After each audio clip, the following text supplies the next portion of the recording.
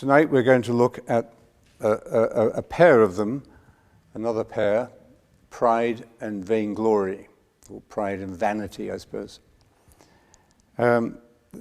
These are, some of them, as with gluttony and greed, sound almost as if they're the same, the way we use these words in ordinary language. But the fact that they sound similar, but they are different, reflects the very fine, subtle psychology and thinking that went into the definition of these states of mind. Each of these faults, and it's a better word perhaps, or obstacles, better than the word sin, really, each of them reflects our human propensity for evil, because in any one of these, taken to excess, we can become totally dehumanized. We could become totally obsessed, compulsive, and wild with anger or with lust or with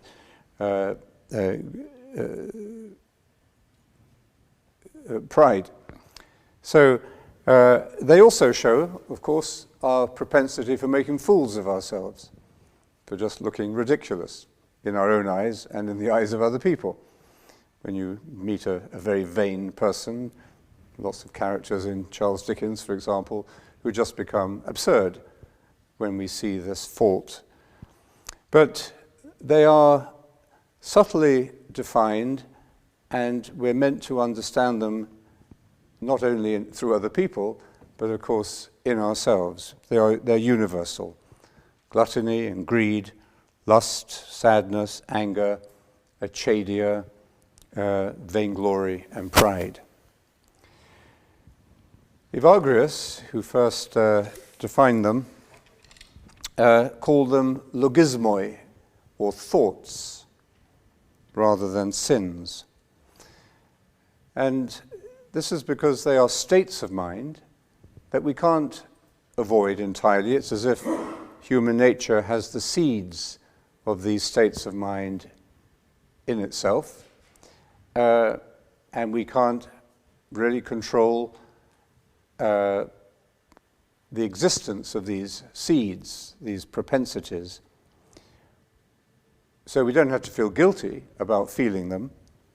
On the other hand, we have to do something about them. Otherwise, we become completely overwhelmed by them, controlled by them. And this attitude challenges some aspects of modern therapeutic thinking. Today, we will say, it's okay to feel what you're feeling. Tell me what you're feeling. And don't feel guilty about feeling like you want to kill your husband. That's okay. You can feel that and express it. But on the other hand, it isn't enough to say it's okay to feel these, to recognize these states of mind. It's certainly necessary to recognize them, to accept that they're there, and to realize that it's not necessarily your fault that you're feeling them. On the other hand, we have to recognize our responsibility. First of all, to ourselves, because these states of mind would destroy our own peace of mind, destroy our integrity, destroy our sanity in the end, if we allowed them uncontrolled expansion. But also, we have a responsibility for others, because in each of these states of mind, we can act very cruelly, insensitively, or viciously towards other people. And the wisdom that we've been looking at from different perspectives, from the desert tradition, and of course from many modern interpreters as well, the wisdom is that we have to identify, recognize, and accept the existence of these seeds, or these states of mind.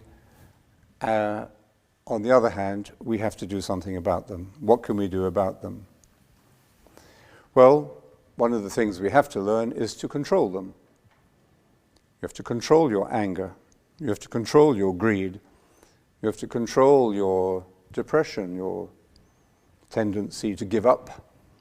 You have to control your pride, your vainglory, and your lust. If we don't control them, they control us. And one of the fruits of the Spirit is self-control. In other words, when we do a spiritual work, when we have a practice, meditation was the great therapy for the desert teachers and psychologists and therapists, as they were. Meditation was the supreme therapy. Pure prayer, as they called it, or prayer of the heart, what we've just done together, what many of us do twice a day or more. And this work of prayer, of pure prayer, oratio pura, produces things. It produces the fruits of the Spirit, which counteract these negative and potentially destructive states of mind. The work of meditation, the work of prayer, pure prayer, and they insisted that when they spoke about prayer, they nearly always meant the prayer of the heart, meditation. This is not about repressing or even suppressing these states of mind, but it's actually, although it does control them even superficially, you may begin your meditation feeling like killing your husband. At the end of the meditation, the anger has subsided if you've done the work as best you can. We can only do it as well as we can, but if you do it as well as you can, almost certainly that negative state of mind with which you started will be diminished. So it has an immediate effect, this therapeutic work of pure prayer, but it has a deeper significance because it goes to the root of these states of mind. It goes to the seed, the seminary of these states of mind itself. And much of this could perhaps be described in terms of the modern research into the brain, the plasticity of the brain. It was largely thought that the brain didn't change, and the way the brain worked and was made didn't change after childhood. Now it's widely recognized that the plasticity of the brain is with us as long as the brain is, that we can change, and that meditation has a very definite effect upon the brain. The brain is really the sort of the screen or the visible, measurable aspect of this much deeper human mind that we're talking about. But the brain, does give us some indications that something real is and permanent and structural is happening when we do this therapeutic work of meditation. The brain even gets thicker in certain parts of the brain, I think. So, meditation produces these fruits of the Spirit which counteract the potential toxicity of these faults, of these obstacles, of these states of mind. And as the work of meditation on a regular basis produces these fruits and gets to work on these states of mind, we don't have them all at the same time, and we all have perhaps certain states of mind, certain faults that we are more prone to, maybe at different stages of our lives as well.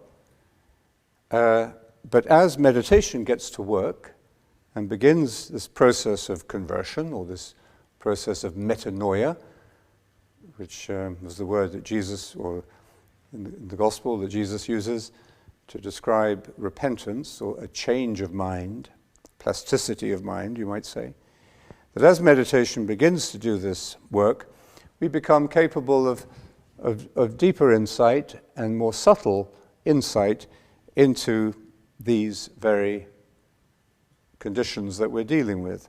We begin to grow, in other words, in self-control, self-management, and that arises from a spiritual quality or effect that we call self-knowledge.